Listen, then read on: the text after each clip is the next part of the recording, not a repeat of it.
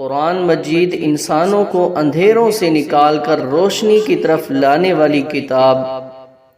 بھٹکے ہوں کو سیدھا راستہ دکھانے والی کتاب،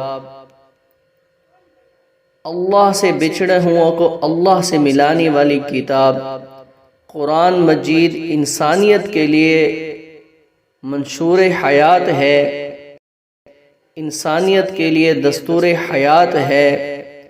انسانیت کے لیے رابطہ حیات ہے۔ قرآن مجید ایسی کتاب ہے جس کا دیکھنا بھی عبادت، اس کا چھونا بھی عبادت،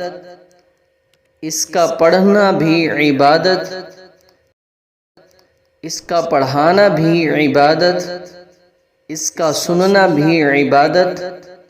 اس کا سنانا بھی عبادت،